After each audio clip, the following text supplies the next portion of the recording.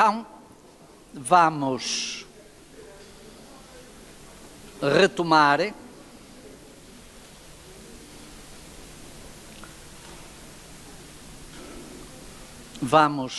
a nossa reflexão e vamos retomar e continuá-la. E, acima de tudo, dizer-vos que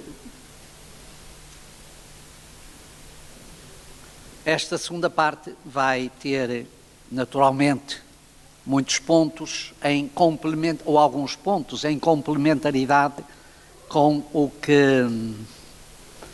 que vos referi na primeira, até porque é assim, a realidade é esta, nós não podemos fazer uma leitura do Novo Testamento se não tivermos presente a sua base, o seu ponto de partida, a experiência histórica e a experiência dialogante de Deus com o seu povo no Antigo Testamento, não é? Não fazer esta relação é tornarmos-nos uma pequena seita. E há muita gente há grupos que o não fazem, mas o problema é deles, não é nosso. O problema, nós não fechamos as portas ao Antigo Testamento, pelo contrário, temos de as escancarar, e por isso não somos judeus que fecham as portas ao Novo, mas também não as fechamos ao Antigo, restringindo-nos no Novo. Portanto, muito daquilo que nós temos como elemento constitutivo da nossa identidade bíblica e bíblico-cristã é exatamente assumida a partir do Novo Testamento. E, portanto, como também reparastes voltando lá, no próprio documento constitutivo ou documento preparatório que o Papa nos propõe, muitos dos textos que destaca são exatamente os do Novo Testamento, quer de São João, um que é muito marcante, que é Atos 10, e outros mais de passagem. Eu vou, porventura, referir alguns outros que me parecem que também são muito importantes e muito determinantes para esta identidade sinodal de partida, de caminho, de diálogo, de escuta, para depois implementarmos então essa relação de comunhão. E a primeira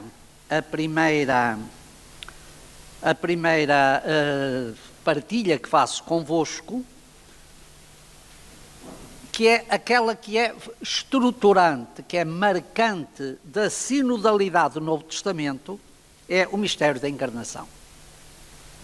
Aludi-o anteriormente, mas gostaria que fosse bem tido em conta. Este não é uma dimensão circunstancial, é uma dimensão profunda, é uma dimensão essencial.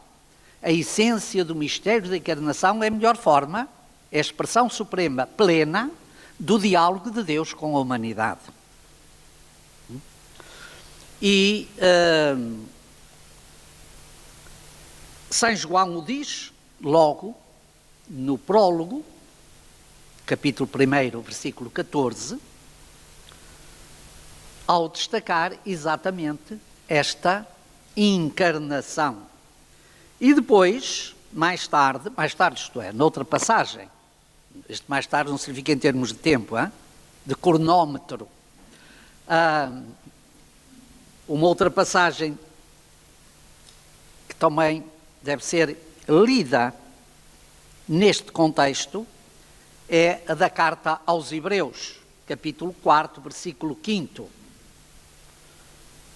Foi provado em tudo como nós, exceto no pecado. Esta prova, este provar, este estar na contingência da condição humana, é certamente uma forma dialogante. É o diálogo de Deus com a humanidade. E é nesta condição que o próprio Jesus se faz caminho para o Pai.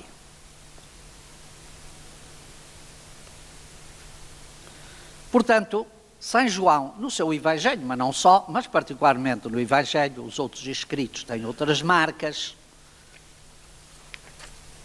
São João propõe-nos uma dinâmica de comunhão que tem a sua expressão suprema, não dissociando deste mistério da encarnação o seu mistério pascal. Não se trata, em São João, de uma mera teologia, ou seja, de um discurso acerca de Deus, nem se trata de uma reflexão de caráter cristológico. O problema é mais profundo que esse, embora isto também marca cristologia. Pela encarnação, assumindo as dimensões da humanidade, o caminho de sinodalidade que nos é proposto implica também um conjunto de perspectivas e de dimensões humanas. Dimensões humanas que, na nossa contingência, nós podemos verificar que elas são importantes para este diálogo. E é a partir destas dimensões humanas que também se traduz e se concretiza a nossa adesão a Cristo e a nossa experiência existencial crente se torna realidade no mundo. De entre essas dimensões, eu queria destacar uma que São João também nos apresenta, que é: nós vimos a sua glória cheio de graça e de verdade. É bonita esta expressão, nós vimos a sua glória cheia de graça e verdade. Graça e verdade são os modos de fazer o percurso de comunhão com Jesus que nos levam ao Pai. Não é a verdade abstrata da cultura grega, mas é a verdade da comunhão.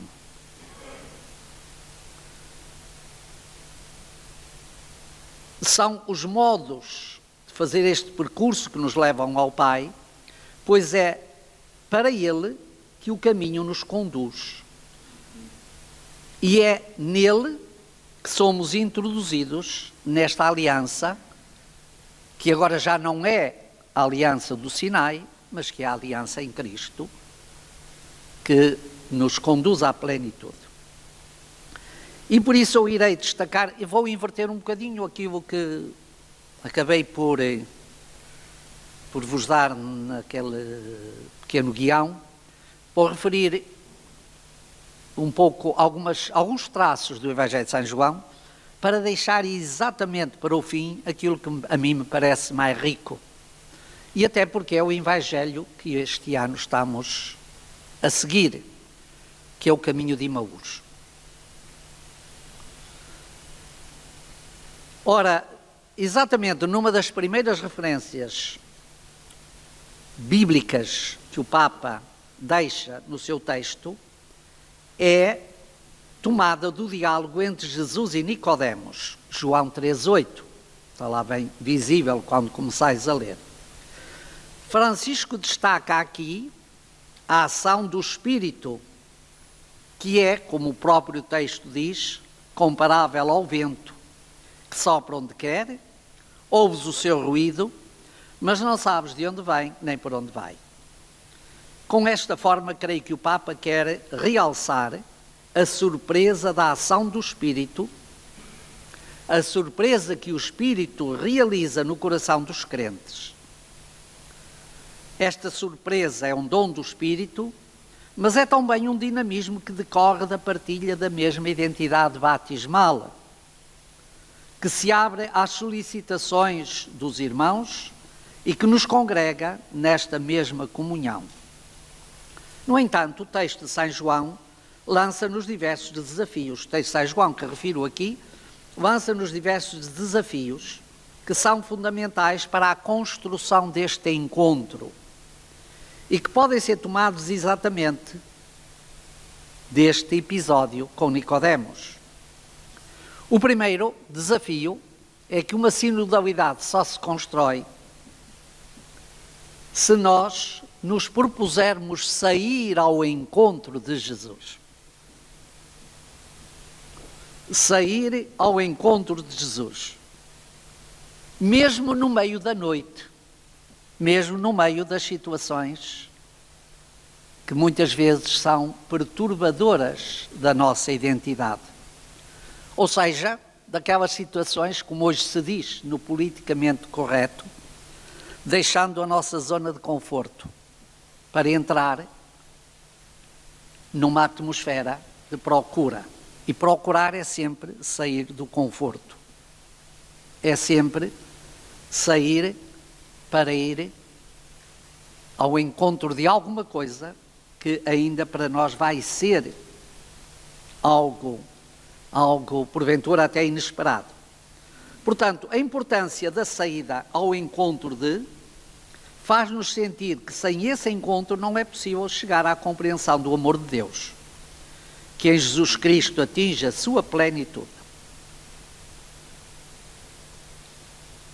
Chegar para quê? Para parar e para escutar. Também o episódio de Nicodemos mostra-nos esta escuta, como tínhamos já referido na primeira parte da nossa reflexão, porque sem escuta não há acolhimento, e sem acolhimento não chegaremos ao discernimento do caminho. Então, são 3 momentos que, à semelhança do Antigo Testamento, estão aqui também muito bem traduzidos. Sair para ir à procura, escutar, acolher e discernir. Sem pretender fixar-me apenas aqui, nem alongar mais do que o necessário no que à teologia joanina diz respeito, podemos afirmar que São João introduz através da sua mensagem toda uma dinâmica de proximidade, e é isto que eu acho que temos muito de valorizar. A Igreja precisa de valorizar esta dinâmica de proximidade. Não aparecer como uma estrutura acima das nossas cabeças, porque quando assim é, passamos ao lado. Ou passa-se ao lado. Portanto, São João introduz, a partir da sua mensagem, toda uma dinâmica de proximidade em que a presença do Verbo encarnado confere à história uma nova perspectiva na revelação bíblica. E isso deve ser um traço desta sinodalidade que nos é proposta e que nós estamos em processo de redescoberta. Há pouco dizia-vos que a sinodalidade não foi inventada agora pelo documento próprio do Papa. Ela faz parte da estrutura da Igreja. Todavia, meditada, porventura, a partir de outros horizontes, e hoje trazida um bocadinho até à nossa praça pública, até à nossa proximidade, para a reconstruir. Ao fazer isto, o próprio Evangelho de São João não esqueceu aquilo que são os momentos marcantes da própria história do Antigo Testamento, designadamente o livro do Êxodo e as etapas do livro do Êxodo. O livro do Êxodo é o grande referencial. Alguns autores acham mesmo que o Evangelho de São João, autores, enfim, um bocadinho mais extremados, não extremistas, mas mais colocados nas franjas extremas, dizem que o Evangelho de São João é uma espécie de midrash ao livro do Êxodo, lido em perspectivas neotestamentárias. Mas mesmo que isso não seja assim, a verdade é que a teologia joanina é certamente uma teologia muito marcada pela Páscoa judaica. E por isso a Páscoa de Jesus, a sua hora, é marcante do seu texto. Ora, também a dimensão da Páscoa judaica pode ser muito valorizada nesta perspectiva neotestamentária, porque é o lugar de encontro por excelência, não apenas de encontro de Yahvé, ou do povo, da família com Yahvé, mas encontro da família com a sua própria identidade. A liturgia da ceia judaica, é que depois o Novo Testamento retoma em várias dimensões, é exatamente a reconsciencialização da identidade judaica na história. Ora, esta teologia joanina oferece-nos uma dinâmica de procura e de proximidade em que Jesus se faz presente em inúmeras situações para dialogar, acompanhar e abrir horizontes, juntamente com aqueles a quem faz esta aproximação. E em jeito apenas de referências, que poderão ficar para reflexão posterior, eu aludo a alguns desses momentos. Por exemplo, tudo aquilo que preside à segunda parte do capítulo 1 de São João, quando ele faz a aproximação aos discípulos, condensado naquela frase tão bonita de João 1:39. O que é que em João 1:39 se diz? E reparai que este binómio entre a pergunta e a resposta tem muito a ver com a realidade nossa e daquilo que refletimos.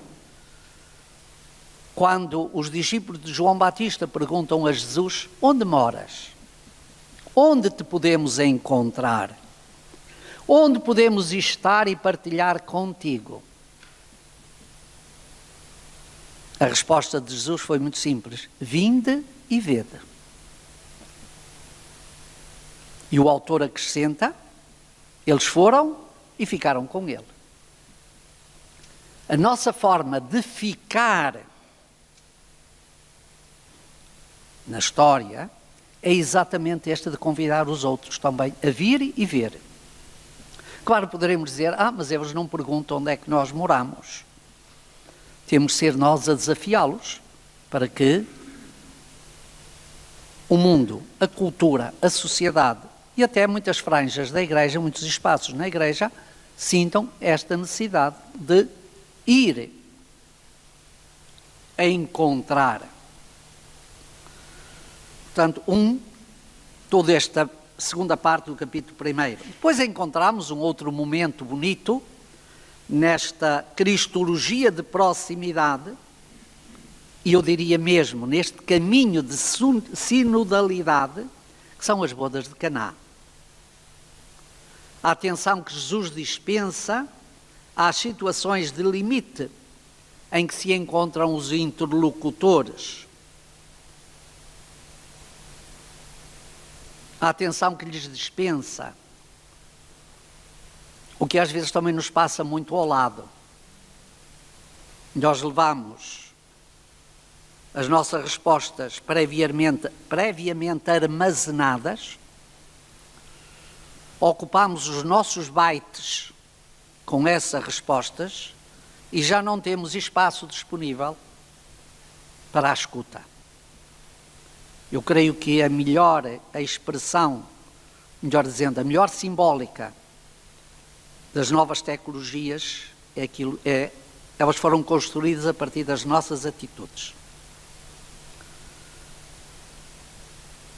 Também no capítulo 3, eu já aludi um bocadinho a isto, mas gostaria de destacar outra dimensão desta sinodalidade neotestamentária, que é a perspectiva do dom. O Pai deu aos homens o dom, a salvação como dom em Jesus Cristo. Deus enviou o seu Filho ao mundo para o salvar. Deus deu o seu Filho ao mundo para o salvar. E, portanto, isto é o fruto deste encontro. João 3, 1. Uma perspectiva também inovadora, muito bonita, que nos pode ajudar na linguagem que o próprio Papa utiliza, a linguagem das saídas.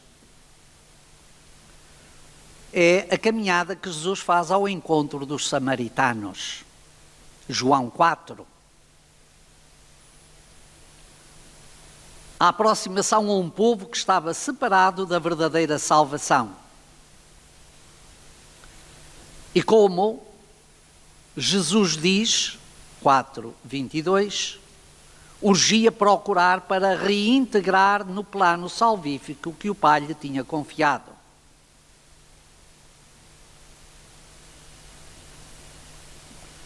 E aqui descobrimos e sentimos como esta relação de proximidade é profunda e é fundamental para que aconteça a verdadeira fé em Jesus. O ficar e o estar com eles. Jesus ficou com eles, esteve com eles, de forma que foi assim que eles descobriram. Na verdade, ele era o verdadeiro Salvador do mundo. E até dizem à menina samaritana, ou senhora, agora já nem precisamos do teu testemunho. Nós próprios partilhamos esta presença com ele.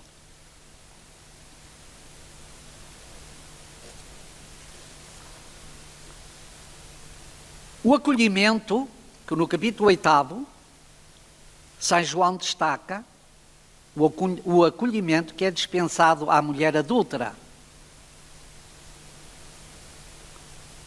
Testemunhando assim, de forma dinâmica, o perdão e a misericórdia que devem marcar a sinodalidade cristã. Que não deve ser olhada como uma perspectiva estratégica, nem como um somatório de boas e simpáticas atitudes, mas sim como o testemunho da grandeza do amor de Deus que acolhe e regenera para a vida. Vai e não voltes a pecar. O judaísmo nunca diria isso, escorraçaria as pessoas. Nem permitia que se aproximassem. Este o estar com e o deixar, esta palavra de regeneração, é certamente um sinal desta novidade da mensagem de Jesus. Outro momento importante no Evangelho de São João é o encontro com a família de Betânia. Uma família fragilizada pelo luto e que na presença do amigo descobre agora um novo sentido para a sua experiência de vida. Um impulso para sair das prisões de morte, para retomar o caminho da vida nova, da vida de ressuscitados, aquela que nos liberta dos sonos da morte temporal para a esperança da vida eterna.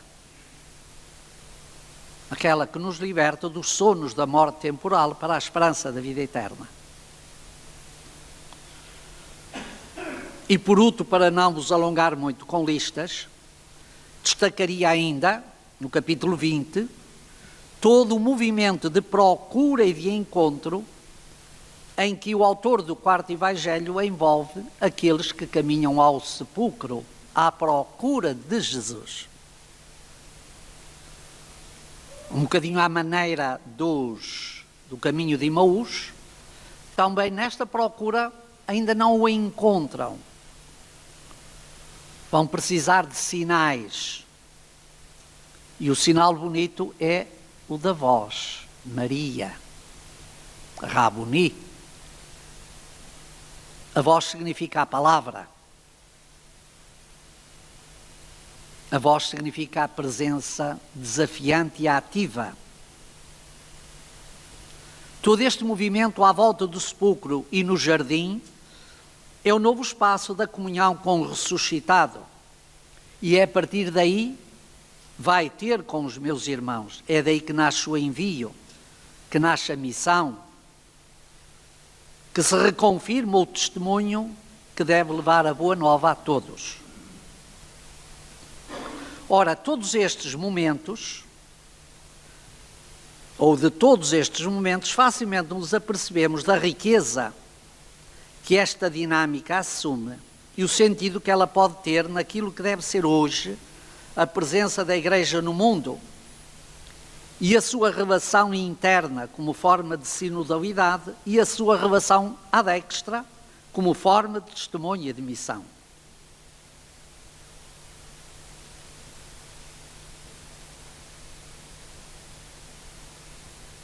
Deixando um bocadinho este elenco, olhemos agora para um outro texto que também vos desafio a incorporar numa reflexão sobre esta temática, que se toma de João 14.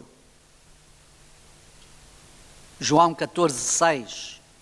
Eu sou o caminho.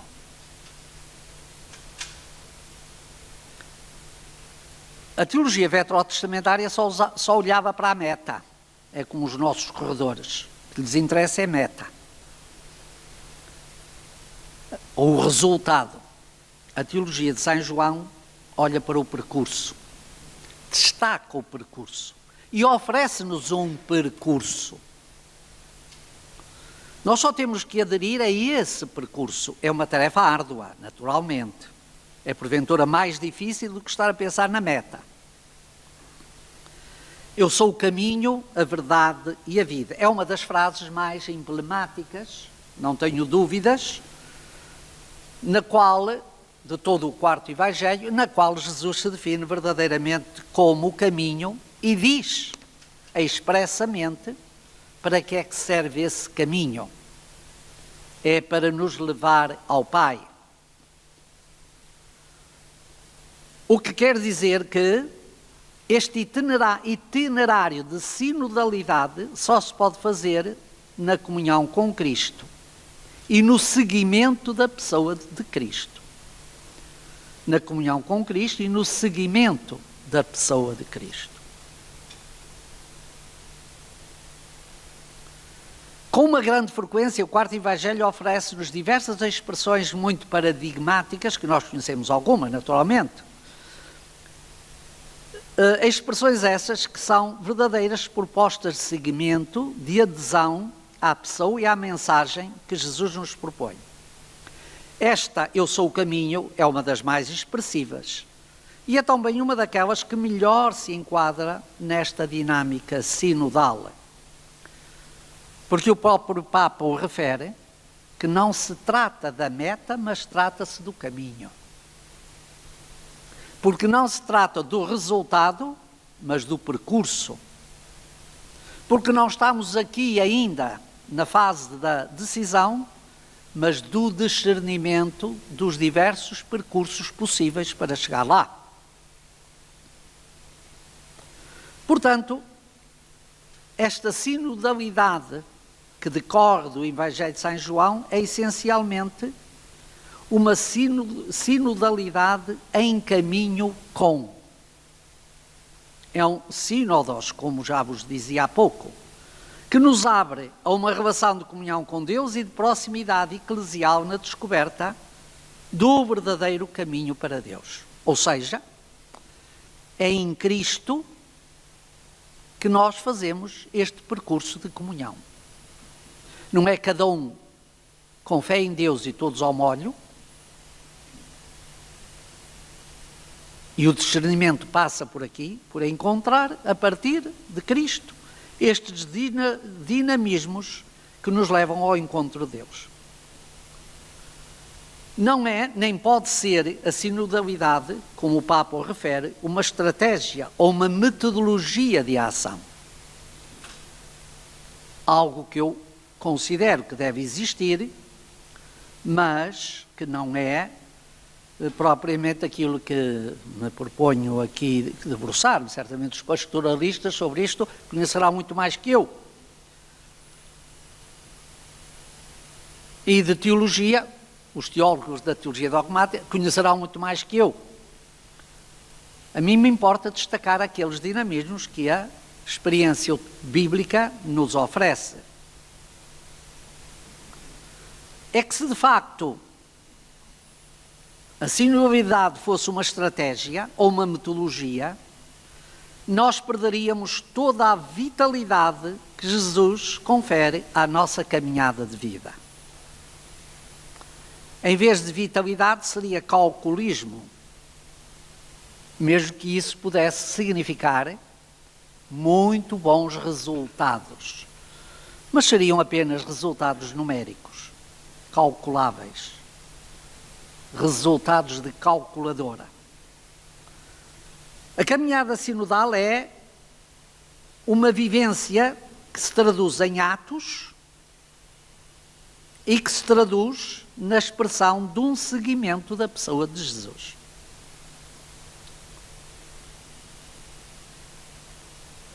A caminhada é seguir o próprio itinerário que é Cristo, na sua relação de comunhão na Igreja, pois é assim que chegamos ao Pai.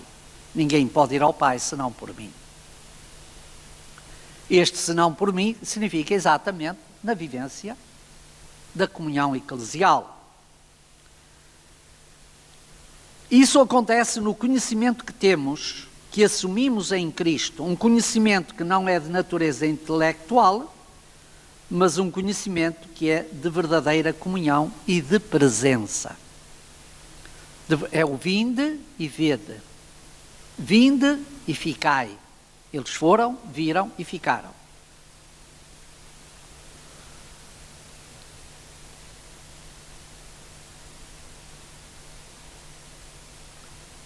E, regressando ao texto de Caná, diz que é dessa presença, é dessa a experiência vivida com o Mestre, que eles acreditaram nele e o seguiram. Ouvíamos-lo no domingo passado. Acreditaram nele os discípulos, Jesus deu origem aos seus sinais, os discípulos acreditaram nele e seguiram com ele para a missão.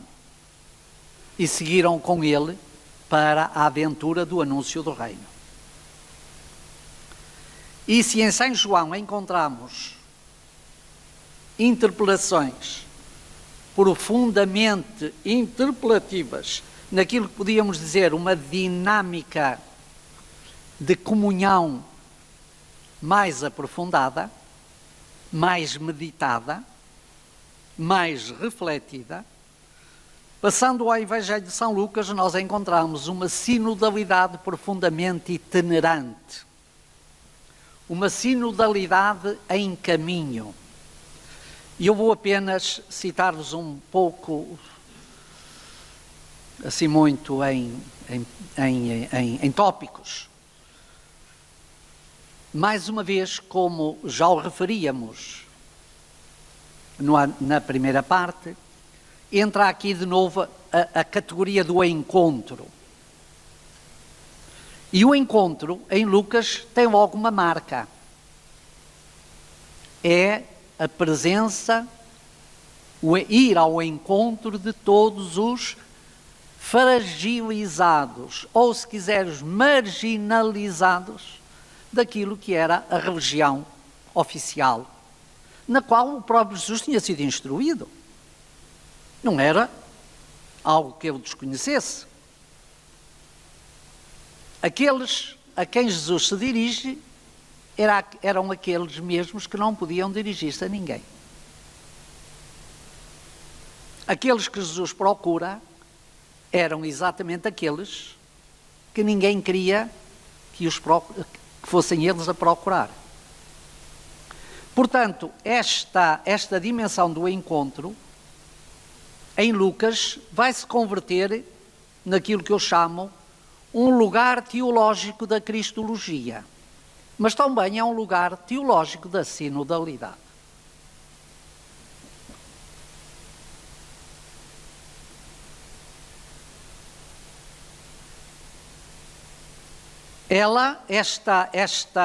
Esta dinâmica do encontro tem sempre uma perspectiva itinerante, mas que não é só de Jesus, é também dos grandes personagens ou representações que Lucas, à volta das quais Lucas tece as suas narrativas, à volta das quais Lucas desenvolve os grandes temas do seu Evangelho.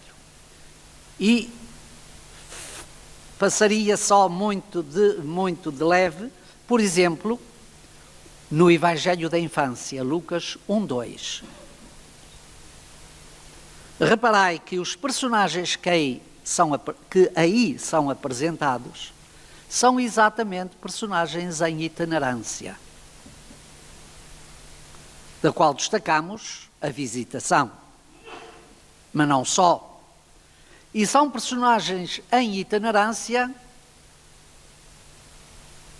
que cantam, mais do que rezar, cantam a misericórdia de Deus e o encontro de Deus com o seu povo. Para tal, basta lermos o Benedictus e o Magnificat. A dinâmica do encontro e da escuta da voz de Deus que se faz encontro através da pessoa da Mãe do Salvador.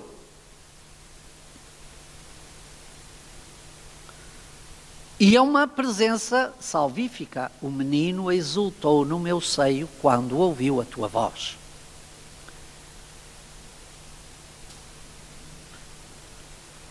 Nestes textos, o tema da misericórdia é cantado e celebrado como sendo o novo rosto do encontro de Deus com o seu povo. De que os personagens presentes nestes textos são portadores. Maria é portadora da misericórdia, Zacarias é portador desta misericórdia. Cantar a misericórdia é o primeiro e o grande contributo que Lucas nos oferece e que depois se vai prolongar nas parábolas que todos conhecemos do capítulo 15. São parábolas muito ricas, mesmo lidas nesta perspectiva da sinodalidade. Também nestes textos se privilegia o tema do encontro.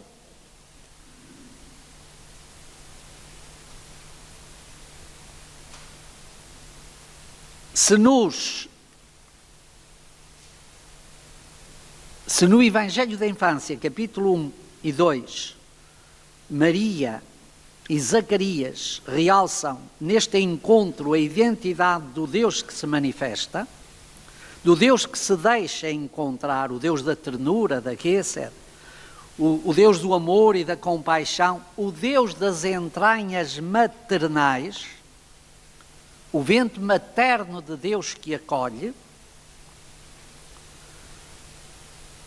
Nas parábolas, Lucas vai destacar que este encontro é o refazer da vida, é a alegria, é o banquete, é a festa.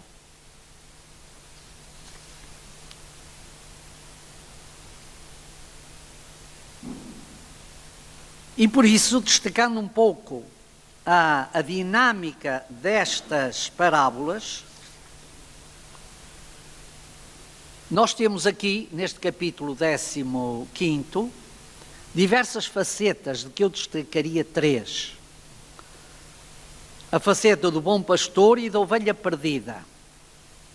Como é que se refaz esta relação? Pelo encontro.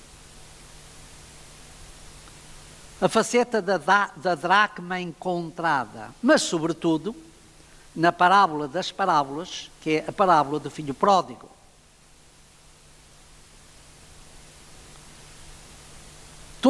Em todas elas nós temos a mesma perspectiva que comporta sempre elementos comuns. A separação ou ruptura, mesmo quando é apresentada como perda. Portanto, há uma realidade, o movimento de procura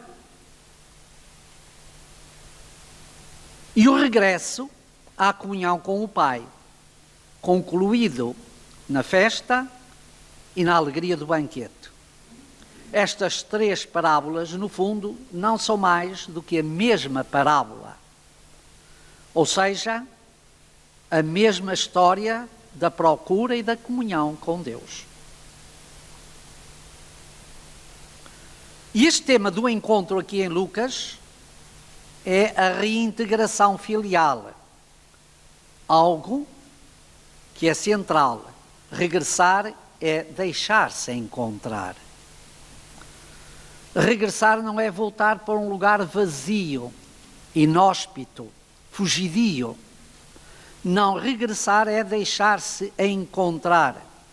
É um voltar às origens, que é um verbo hebraico que aqui é muito utilizado no Antigo Testamento, traduz isso muito bem, que depois nós usamos para significar a conversão, mas muitas vezes temos, porventura, a tentação de reduzir a conversão a uma reflexão metafísica. Não.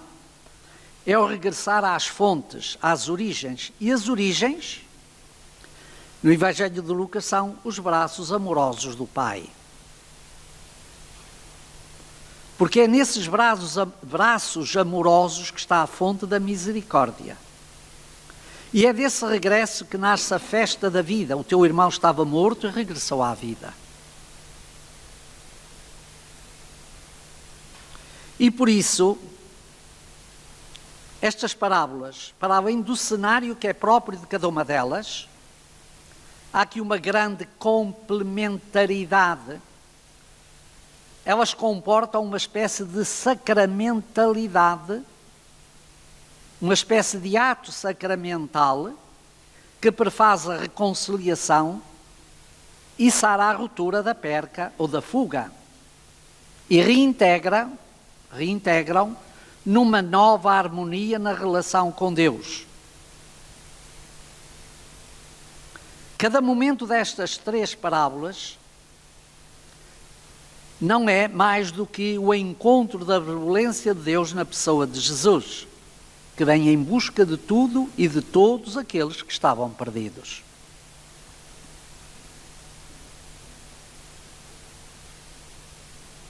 Por isso, o encontro é sempre um momento sacramental, visível e sensível da reconciliação e da benevolência.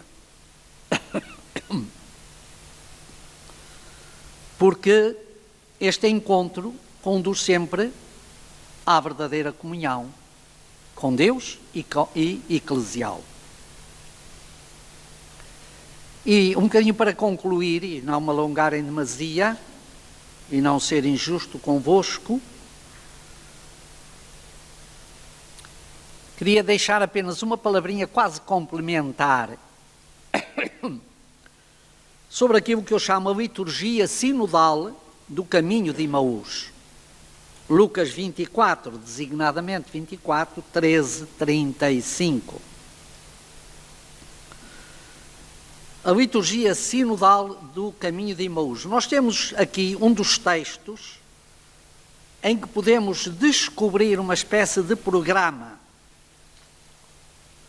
das múltiplas dimensões da sinodalidade cristã. E por isso, ele pode servir de base, de fundamento, a uma proposta sinodal para a vida da Igreja. Trata-se, na verdade, de uma proposta, antes de mais, uma proposta de caminho. É um caminho. Jesus pôs-se a caminho com eles. Eles regressavam. E é nesse caminho que acontece o encontro e se acolhe a companhia do Mestre, mesmo quando ainda o Mestre não é reconhecido. É nesse caminhar que se faz a escuta da palavra. E é nesse caminhar que esta se abre ao sentido pleno, que dá calor ao coração e alento ao próprio caminhar. É nesse caminho que se invoca a benção e se faz a partilha eucarística do pão. a expressão suprema do sacramento do encontro. E é também a partir daí que se é enviado em missão para anunciar e testemunhar o ressuscitado junto dos outros no meio do mundo. Todo este rito, apresentado de modo tão profundo por Lucas, prefaz de forma plena todas as etapas de uma verdadeira sinodalidade. Aliás, parece-me que este percurso do caminho de Emaús é, como já vos disse, a melhor expressão desta sinodalidade neotestamentária, se quisermos, desta sinodalidade cristológica. Vejamos. Primeiro momento, o pôr-se em caminho. Mas é um pôr-se em caminho na procura de sentido, quando parece que o sentido se tinha já perdido. Conversavam entre si sobre tudo o que tinha acontecido, mas não chegavam a ter uma chave para interpretar esse acontecido. Faltava-lhes algo que desse profundidade e sentido a essa procura de sentido. Lucas 24, 14, conversavam entre si sobre tudo o que tinha acontecido. Está ali bem expresso. Um segundo momento, abrir-se à presença do outro. 24, 15, 16. Os seus olhos, porém, estavam ainda impedidos de o reconhecer. Ainda não tinham chegado à fé de o reconhecer. Um terceiro momento, a escuta da palavra e a aproximação desta ao sentido pleno que carece de ser explicitado. E explicitado à luz de quê? À luz do crucificado. 24, 19. Vós não sabeis o que se refere a Jesus de Nazaré, que os nossos chefes entregaram para ser crucificado? É preciso ir ao sacramento desta encarnação para descobrir o sentido da palavra plena. Portanto, da escuta da palavra se passa à plenitude de sentido dessa mesma palavra. E esta plenitude de sentido só o Messias a sabe dar. Só o Messias é capaz de abrir o coração à profundidade da palavra. 24, 27 diz exatamente isto. Começando por Moisés e seguindo por todos os profetas, explicou-lhes a palavra em todas as Escrituras. Temos aqui quase uma liturgia sequencial. E da explicação do sentido da palavra se passa à celebração sacramental do encontro, na partilha do pão, que leva à abertura dos olhos para o reconhecerem.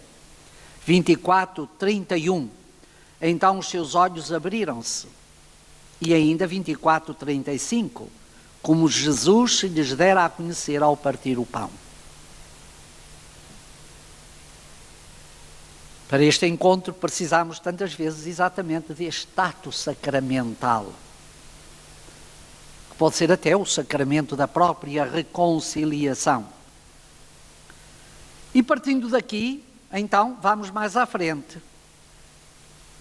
A seguir, faz a redescoberta do sentido que empresta novo ardor e novo entusiasmo na caminhada. 24, 32. Não nos ardia cá dentro o coração quando ele no caminho nos falava e nos explicava as Escrituras?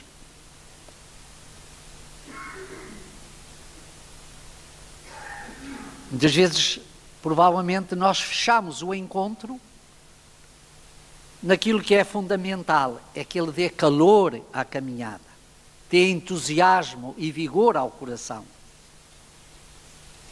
Isso faz a partir deste regresso ao pleno sentido das Escrituras. E para terminar, ainda dentro desta liturgia, o regresso à comunhão com os 11 e os seus companheiros, para assim darem início à missão e ao testemunho sobre o ressuscitado. 24:33, voltaram para Jerusalém ao encontro da comunidade. Podemos dizer que temos aqui um percurso perfeito, que nos apresenta o caminho da sinodalidade, que se fundamenta no encontro com Jesus que leva à missão, partindo para as periferias e fazendo aí a experiência desse verdadeiro encontro de comunhão. Emaús é, na verdade, o cenário das periferias, que se contrapõe à centralidade ortodoxa de Jerusalém. Jerusalém, por sua vez, é o lugar que dá a morte àquele que explica as Escrituras. Os nossos chefes crucificaram-no. Por isso precisamos de encontrar este novo ardor da experiência cristã, que se experimenta na aproximação àqueles que porventura perderam já o calor da vivência da fé.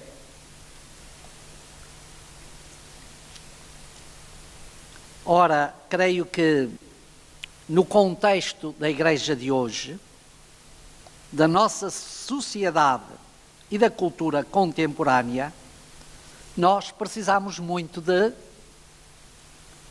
pegar nestes textos antigos, mas principalmente os neotestamentários, para refazer a nossa experiência cristã, não apenas individual, certamente também, mas a nossa experiência vivencial, comunitária, pastoral. Eu quase que me atrevia a dizer, não me perguntem como fazer, porque isso depende muito das circunstâncias e dos contextos. E a pastoral dar-nos-á, a sociologia, as ciências humanas, dar-nos-ão certamente alguns instrumentos, e que eu creio bem que ireis meditar nestes dias. Aquilo que pretendi um pouco partilhar convosco, e foi apenas uma pretensão minha, foi abrir um bocadinho os textos bíblicos a uma leitura contextualizada, a uma leitura existencial e vivencial, que nos ajuda a fazer ou a refazer estas dinâmicas de encontro, estas dinâmicas de proximidade e, acima de tudo, creio que é muito importante, estas dinâmicas de itinerância, de busca, de escuta, de discernimento, de fidelidade. Para não me alongar mais, resta-me só agradecer-vos a vossa atenção e também a honra que me deram em poder partilhar convosco estas minhas pobres reflexões. Muito obrigado.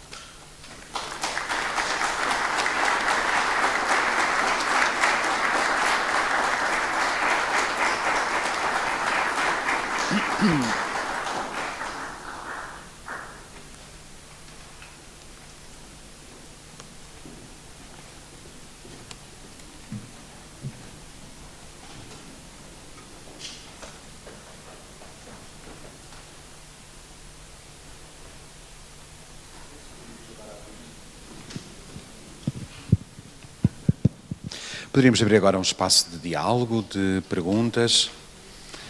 Portanto, fica a antena disponível.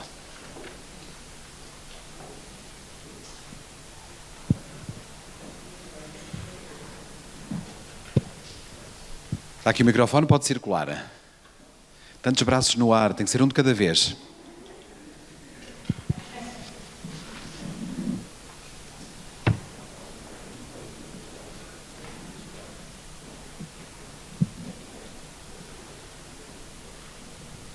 Padre Jorge, Com microfone ou sem microfone? Se falar alto.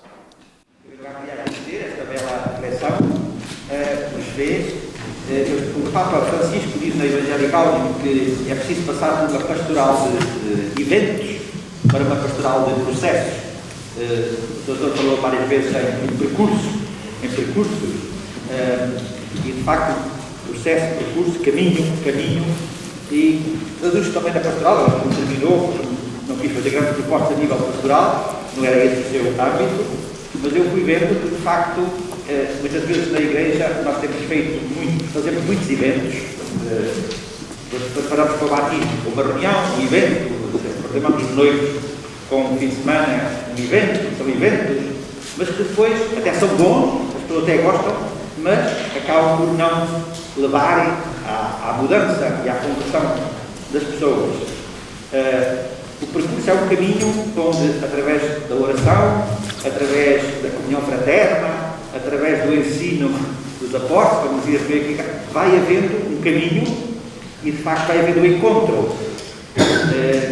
Isto fez-nos lembrar, desde quando foi falando, que, de facto, e já penso que já há caminho nesse aspecto, na nossa igreja, mas, de facto, é importante precisamos refletir melhor em toda a nossa pastoral, para passar por uma pastoral mais de eventos, a processos mais duradouros, como, por exemplo, o catecumenado da Igreja Antiga, que era de facto um processo, era um percurso longo, onde havia tempo para as pessoas fazerem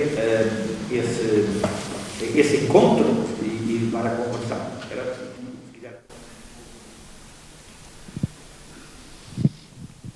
Eu creio que o que o padre acaba de dizer vem um bocadinho dentro desta linha,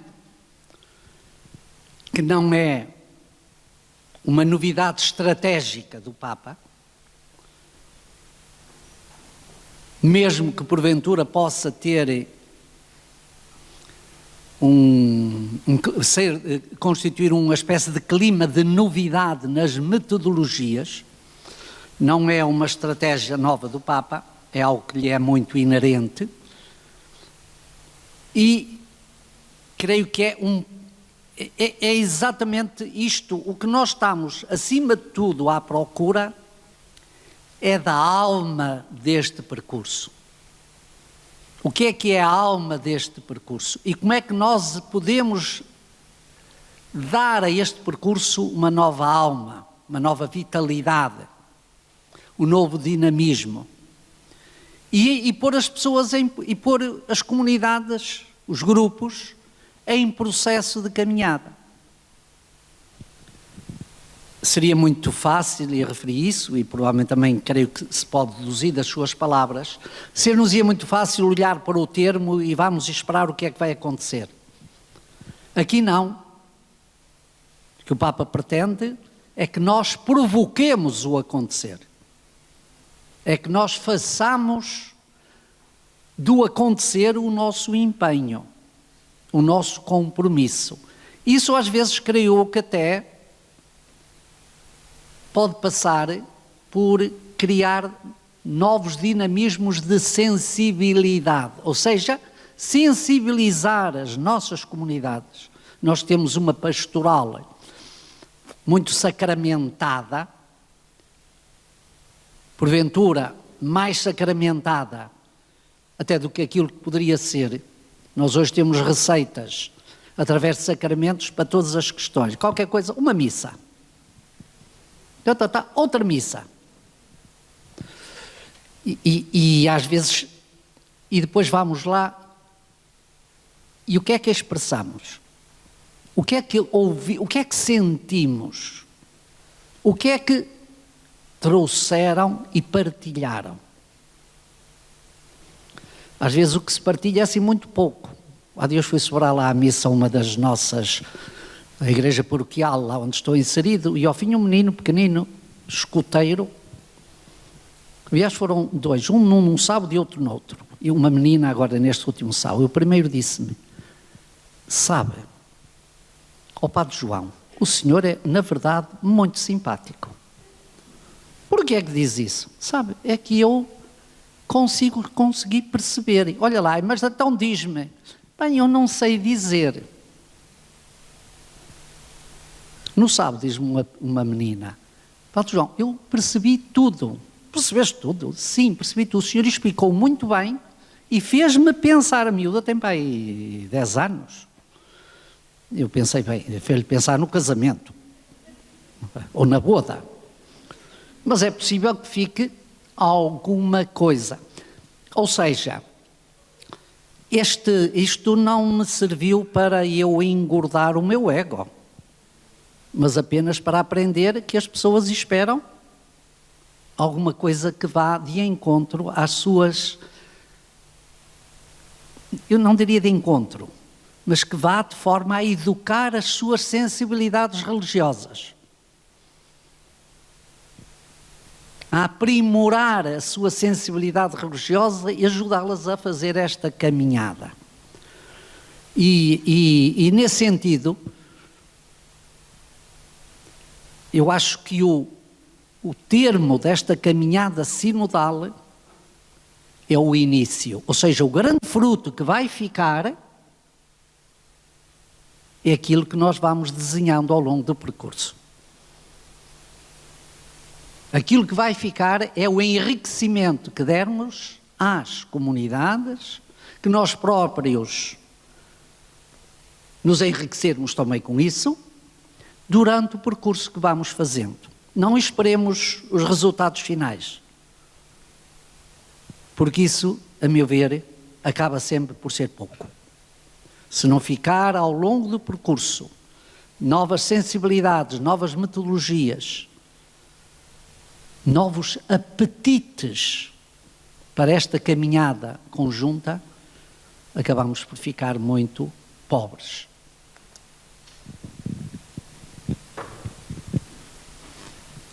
Mais alguma pergunta? Eu queria também fazer... Está tudo com fome, pois se calhar... Está quase. Também falou-nos desta categoria do encontro, o que supõe sempre uma visão muito personalista em tudo o que envolve de potencialidade e também de fragilidade. Como é que acontece este encontro numa igreja e num espaço em que nós nos encontramos, que às vezes parece privilegiar não a virtude, mas o virtual? O virtuoso. Pouco, às vezes. Olha, está aí um bom desafio para os técnicos das capacidades virtuais. Eu devo confessar de base que não sou muito adepto do virtual. O virtual pode servir como instrumento, mas como sabemos na nossa sociedade de hoje, o virtual tornou-se finalidade. Na nossa cultura, nós não andamos muito à procura daquilo que é verdadeiramente a realidade, mas daquilo que parece ou que nós fazemos parecer a realidade. E daí eu creio que, eu sinto um pouco que nos nossos espaços, sem com isto querer absolutizar, seja o que for, nós precisamos de dar forma concreta, vivencial, existencial a estas relações de proximidade. Proximidade existencial. Sentir o outro. Fazer um bocadinho aquilo que Jesus tem, é que vai ao encontro da realidade concreta, no mundo concreto. E é verdade que não podemos individualizar, personalizar todas estas realidades, podemos muitas vezes fazer algumas, mesmo que tenhamos os limites do tempo e da forma. Isso é verdade. Na presente situação, uma coisa que tenho refletido muito durante estes 2 anos, o que é que nos vai ficar desta pandemia? Já há alguns sinais que eu sinto quando contacto um bocadinho com espaços eclesiais. Porventura vós tendes, estáis num outro mundo. Num outro não, estáis no vosso mundo. provavelmente vai-nos ficar muitas marcas deste isolamento, que vai ser uma isolação e às vezes uma desolação. E na expressão do religioso, porventura até mais do que noutros âmbitos. E por isso vamos ter de criar formas não virtuais, mas formas práticas de sensibilidade para superar esta crise que vai seguir-se. Quando tudo isto vier ao normal, esperemos bem que venha rapidamente, porque quanto mais tempo demorar, mais gravosos vão ser os efeitos. Quando isto voltar ao normal, então é que vamos, porventura, ter uma ideia das consequências. Reparemos que uma fatia significativa daquilo que eram os nossos públicos habituais foram aqueles que foram marcados por esta crise e que esses já não voltam. E muitos daqueles que poderiam voltar e dar continuidade tiveram aqui uma ruptura. Perderam-se. São as tais dracmas perdidas que nós não encontramos formas de as encontrar. O que é difícil, temos de ser engenhosos nas formas de encontrar estas dracmas. Não diria que são filhos pródigos, nem os disse, mas são dracmas que se perderam um bocadinho nas contingências das suas caminhadas. E, portanto, acho que aqui nós vamos ter de ter a Igreja vai ter de ter alguma criatividade neste sentido, principalmente no nosso mundo, no mundo ocidental, que já estamos tão marcados por este ambiente de hemorragia. A Igreja, nos últimos decénios, tem tido uma hemorragia significativa.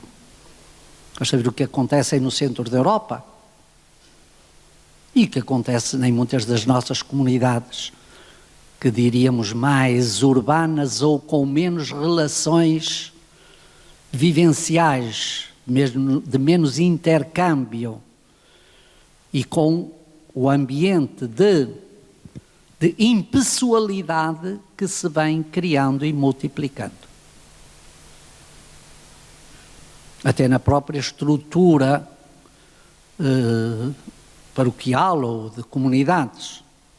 Como hoje as pessoas migram facilmente, muitas vezes só para não entrarem ali naquela relação de proximidade que uma vivência cristã pressupõe.